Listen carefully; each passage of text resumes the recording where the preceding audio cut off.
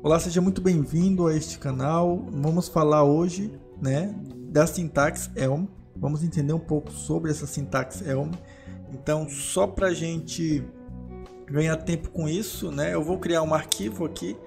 Eu vou criar um arquivo chamado syntax.elm, só para a gente ter a coloração aqui. Próximo vídeo a gente vai abordar ainda sobre isso, mas nesse vídeo eu quero apresentar os primeiros elementos importantes da sintaxe Elm, que é comentário, que é o próprio dois traços, ele gera um comentário, Quero apresentar também sobre literais. O que são literais dentro do Elm? Listas que a gente já conhece ali no Elixir. Se você está acompanhando ali o canal, as playlists de Elixir, você vai lembrar que lista a gente já abordou bastante. A gente vai falar sobre condicionais, a gente vai falar também sobre records, que são isso, e funções. Beleza? Então a gente vai abordar nesse vídeo esses 6 pontos, e vamos lá. Primeiro ponto que a gente tem que abordar: o que é um comentário? O comentário não o que é um comentário, mas como é feito um comentário dentro do Elm. O Elm utiliza dois traços, para gerar um comentário, tá bom? E também isso é um comentário em linha, Então também eu tenho comentários multilinha, ou seja, em mais de uma linha. Daí eu utilizo a chave e o traço. E aí eu tenho comentários em mais de uma linha. Certo? Então, comentários em uma linha, dois traços, comentários em mais de uma linha, chave e traço. E se eu quiser desabilitar esse comentário por algum motivo, é interessante sempre colocar dois traços, independente de eu poder fazer com um traço só, que aí eu faço dois traços. Quando eu boto um outro chave aqui, essa chave aqui ela é comentada por esses dois traços, e isso aqui se torna um nada, porque isso aqui, eu simplesmente ignoro, tá? Então é uma dicasinha que ele dá aqui na documentação. Então isso aqui são duas formas de fazer comentário. Literais. O que são literais? Se eu tenho um número, certo? Isso aqui é um literal. Se eu tenho um número real, que tem esse ponto alguma coisa, um número real, que é um float, isso aqui é um literal. Isso aqui é um inteiro, que na realidade é um número. Isso aqui é um float, que é um número real, um número com ponto é alguma coisa, tá? Também eu tenho verdadeiro, true, um booleano, e tenho falso, outro booleano. Isso aqui é um literal, tá? É como tipo de dado, é como tipo de dado, tá bom?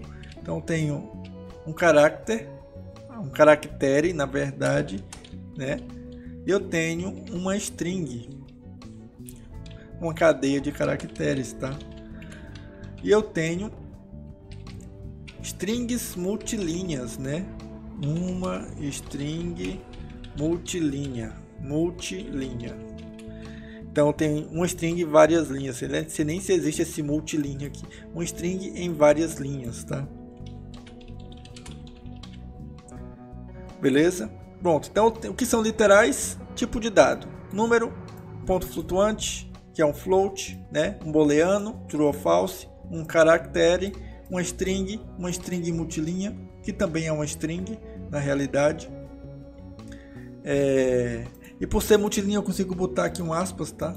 Porque tá dentro de uma multilinha, tá bom? E aí eu consigo ter listas. O que são listas? É um conjunto de dados do mesmo tipo. 1, 2, 3, 4. É um conjunto de dados do tipo número. 1.2, 2.2, 3.2 é o conjunto de dados do tipo float, ou números reais, números de ponto flutuante, E eu tenho um conjunto de dados tipo texto 1, texto 2, texto 3. Então eu vou ter uma lista sempre do mesmo tipo de dado, tá? Então eu vou ter uma lista do tipo string aqui. Então é uma lista número, lista float e lista string. tá bom? Então, no Elm eu vou ter uma lista do mesmo tipo de dado e eu não consigo mudar essa realidade, certo? Outra coisa interessante que a gente tem no Elm são as condicionais. O que são condicionais? São funções que avaliam uma expressão sendo verdadeira ou falsa e executam determinada ação dependendo do verdadeiro ou falso. Então, o if eu avalio se um A dado, né? Dei um A lá, o A ele é maior do que 10. Se for maior do que 10, então eu executo é maior que 10. Se não, eu executo não é maior que 10. Então, esse if, que é uma condicional, avalia uma expressão, retornando a verdadeiro, executa o que vem depois do then. Retornando a falso, executa o que vem depois do else. Simples assim. E a gente também tem o else if, né? Por exemplo, if a igual a 11. Então eu executo o que? Eu executo 11. Se não, só que esse se não ele vai ser carregado de um if, né? Se não, eu nem preciso desse parênteses, eu só coloquei o parênteses para poder ilustrar que isso aqui é uma expressão, tá? Posso fazer assim também, ó. A igual a 10, então o que acontece é 10. E aí se não, não é 10 nem 11. Beleza? Um detalhe aqui pronto. Então, aqui não é obrigatório esses parênteses, tá? Só que eu consigo avaliar assim também. Então é 11. Se for igual a 11, é 11. Se for igual a 10, é 10. Se não for nenhum nem outro, então nem é 10 nem é 11. Existe essa forma e também existe uma forma de usar o case, tá? O case é uma forma de avaliar baseado em padrão, né? Então eu posso fazer um case de A, né? Se A for 10, é 10. Se A for 11, é 11. É 11. Se eu deixar só isso aqui, se eu não tiver uma cláusula de exceção, esse código vai quebrar, porque o A ele pressupõe que é um número, e um número tem infinitas possibilidades. Então eu só coloquei duas possibilidades, então ele precisa complementar, ele precisa garantir que todas as possibilidades são atendidas. O case ele faz isso. Então se não é 10 e não é 11, eu tenho que dizer que se não for nenhum desses, então não é 10 nem 11. Agora eu atendi todas as cláusulas e esse case não vai quebrar, certo? Então tem o case aí pra gente. A gente também vai falar um pouco de records. O que são records? Se você acompanhou os nossos vídeos ali sobre Elixir, você vai ver que records é muito semelhante a maps. O que são maps? Estrutura de dados. A diferença de records e listas dentro do Elm é que records eu consigo armazenar informações de tipos diferentes. Exemplo, vou colocar uma variável aqui, variável 1. Ela vai ter o que? Deixa eu botar diferente aqui, né? Pessoa. Ela vai ter o que? Ela vai ter um nome, fulano, e ela vai ter uma idade, 25, certo? Então essa pessoa ela tem um nome, fulano, idade 25, só que eu botei como string, né? E ela vai ter uma idade 25 que é um número. Então eu consigo colocar dentro de um record, né? De um registro, de um record, informações de tipos diferentes. Isso é possível, tá bom? Beleza. E agora, se eu quero acessar essas informações, eu posso simplesmente acessar da seguinte maneira, né? Pessoa, nome, e aí eu acesso o que? Fulano. Pessoa, idade, eu acesso o que? 25, tá bom? E se eu quero alterar ou editar essa informação, eu faço assim? Não, eu não posso. Primeiro que eu não posso, por exemplo, eu quero alterar, né, pessoa aqui. Primeiro que eu não posso alterar essa informação pessoa e salvar no mesma variável, porque uma vez que eu tenho informação salva nessa variável, eu não posso reatribuir informação a essa variável. Uma vez definida, sempre definida, dentro do escopo, obviamente, né? Então, dentro do escopo, eu não consigo reatribuir essa variável aqui. Então, eu preciso fazer uma pequena mudança. Então, pessoa 1 agora é atualização de pessoa. Eu vou atualizar assim, ó, nome Cicrano. Beleza? Então, a pessoa agora tem um novo nome, Cicrano. Só que essa pessoa aqui, ela continua existindo com esse nome. A pessoa 1 que tem o nome Cicrano, né? E aí se eu resgatar a informação de pessoa 1 nome, o que vai me devolver aqui? Cicrano. Beleza? E pessoa 1, idade, vai me devolver 25 porque eu não atualizei esse registro, tá? Então essa é a forma de eu atualizar esse tipo de informação. Beleza? E se eu quero atualizar mais de uma informação, daí eu uso aqui uma vírgulazinha e boto idade 35. E aí vai atualizar o meu idade lá quando eu for resgatar aqui, tá? A pessoa 1 vai ter idade de 35. Beleza? E agora a gente vai falar um pouco sobre funções. O que são funções? Funções, elas executam alguma coisa. A gente já sabe mais ou menos disso, né? Funções, elas vão executar alguma coisa. E no Elm, todas as funções elas são puras. Isso quer dizer o quê? Que eu não pego nada que não tenha sido definido no escopo da função. Eu não consigo trazer informação de fora se não for através dos elementos de entrada.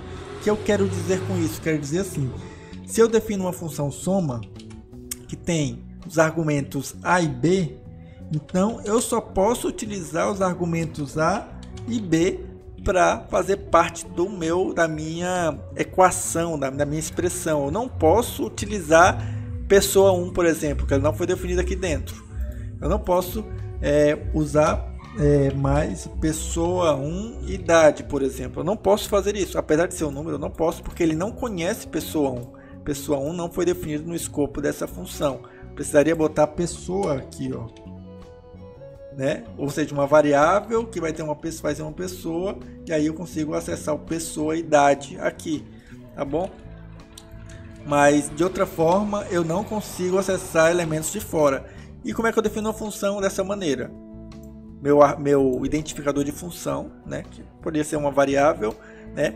Um argumento, outro argumento, e aí a minha execução da função depois da igualdade. Pode fazer assim para ficar mais claro, né? Então eu tenho soma, argumento 1, argumento 2, e eu somo os argumentos. Existe também uma outra forma de eu definir uma função, né? No caso eu vou usar soma, vou criar aqui embaixo, tá? Vai ser soma 1, porque eu já defini soma aqui em cima, para não dar conflito. E aí eu vou fazer uma função anônima, associar a essa variável soma 1, tá? A minha função anônima vai ser definida assim, A, B, eu executo A mais B. Então são duas formas de criar uma função e na prática elas têm a mesma, internamente elas têm a mesma forma ali. Eu vou demonstrar isso aqui no Elm, que é como se fosse o command line aqui, né, o interpretador do Elm, tá? Eu consigo executar algumas expressões ali. Então eu vou definir uma função soma aqui dentro, ó, soma. Vou aumentar um pouquinho para vocês verem melhor. Soma A e B, do jeito que eu fiz lá. A mais B. Deixa eu dar um barra para fechar. É o outro barra, né? Criou. Tá, então fez um soma A e B. Esse barra aqui foi só para fechar essa sequência aqui, tá?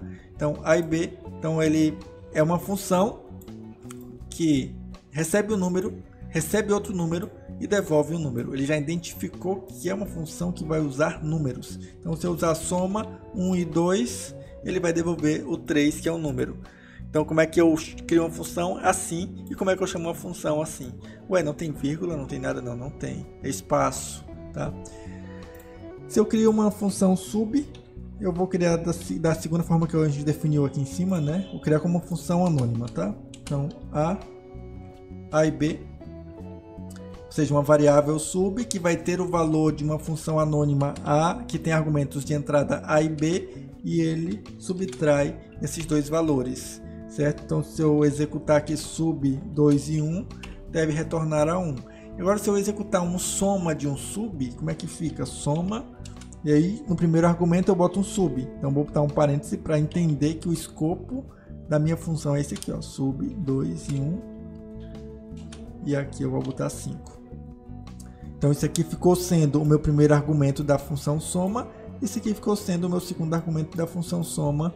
E eu vou executar aqui, certo? Então, eu utilizei parênteses para separar o escopo da minha função ali.